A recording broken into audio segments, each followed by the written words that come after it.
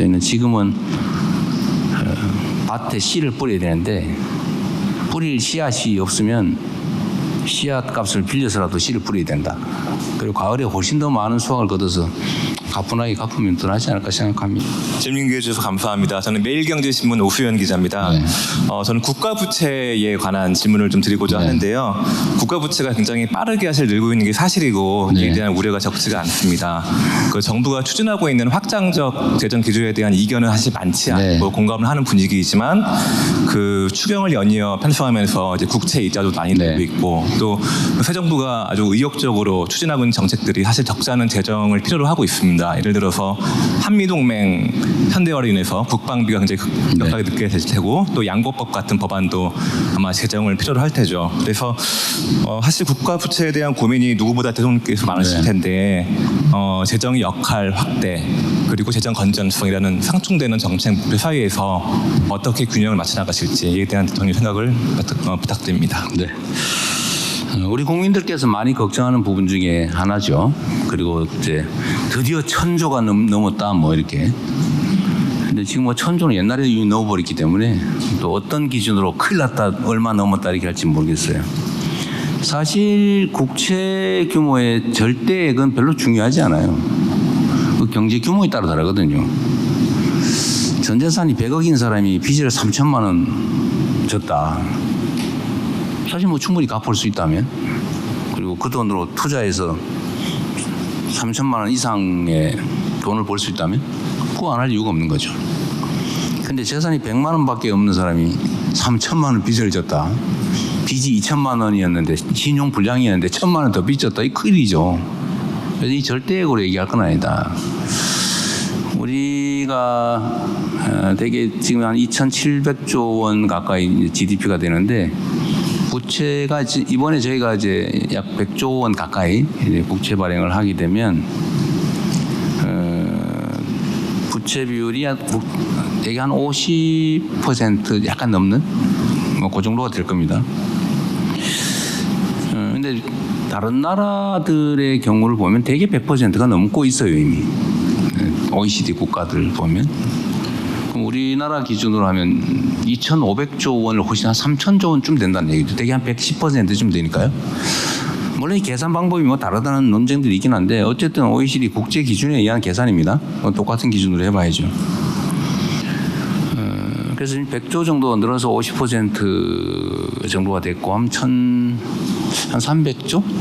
뭐 이 정도 정확한 수치 모르겠어요. 왔다 갔다 할 텐데 100조 원 정도를 지금 투자해서 이것도 써 없애는 게 아니고 주로는 이제 생산적 분야에 투자할 거라서 기술 투자, 연구개발 뭐 그런 거 아닙니까?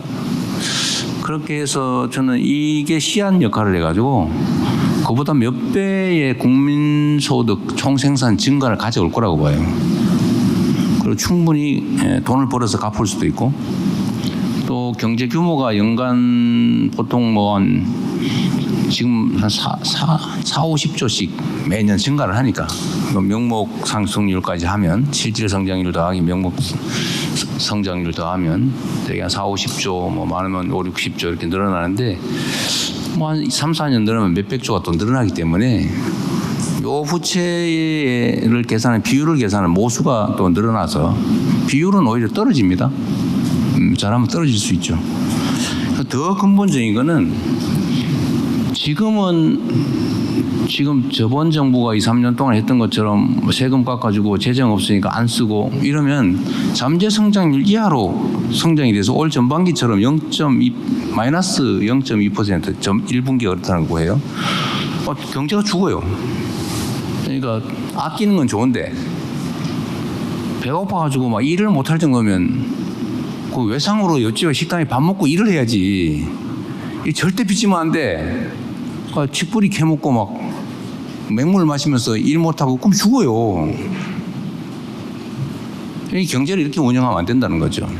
지금은 부채를 만들었을 때 지금 100조를 만들었으면 이 돈으로 그 이상을 만들어내서 얼마든지 갚을 수 있기 때문에 지금은 그렇게 해야 될 때다라고 생각합니다. 저는 오히려 재정 관료들 입장에서는 자꾸 걱정을 하길래 우리 일부의 비난이나 이런 데 너무 연연하지 말자. 이 결과가만 해준다. 라고 제가 설득을 했습니다. 그 제가 현재 지지율에 너무 연연하지 말자. 우리는 퇴임하는 마지막 그 순간의 국민의 평가, 즉 마지막의 지지율, 이게 제일 중요하다. 제가 끊임없이 계속 그렇게 얘기하거든요. 그래서 지금은 왜 빚을 그렇게 많이 졌냐 이렇게 얘기하느라고, 그러면 그 비난을 피하기 위해서 그냥 있는 재정으로 운영을 하면 경제가 살아날 수가 없죠. 그래서 터닝 포인트를 만들기 위한 불가피한 조치다라고 말씀드리고요. 이 100조 때문에 비율이 뭐 대폭 늘어난 것도 아니고 그 결과물 때문에 오히려 더 나은 결과를 만들 거다라고 얘기할 수 있습니다. 그리고 재정 집행이나 경제 운영은 투명해야죠. 지금까지 전 정부가 장부에 없는 빚을 진 게 한 90조 돼요. 아니, 돈이 없으면 장부에다 쓰고 써야 될 거 아닙니까? 장부에 안 쓰고 실제로 빚을 낸 게 90조쯤 된다고요. 그럼 그렇게 할까요? 예를 들면 그렇게 하자는 건 전혀 아닐 것 같아요. 그러는 바람에 뭐 여기저기 기금 먹거리를 다 박박 긁어 쓰는 바람에 기금도 제 역할을 못하고 위험해지고, 장부상 고가 부채 비율은 뭐 안 늘어난 척했지만 실제로는 아주 악성 부채가 늘어난 거죠. 이렇게 경제 운영을 하면 안 된다. 그래서 다 터놓고 하잖아요. 있는 대로. 그래서 100조씩이나 하는 얘기를 들을 거 감수하고 저희는 지금은 밭에 씨를 뿌려야 되는데 뿌릴 씨앗이 없으면 씨앗 값을 빌려서라도 씨를 뿌려야 된다. 그리고 가을에 훨씬 더 많은 수확을 거둬서 가뿐하게 갚으면 더 낫지 않을까 생각합니다. 네.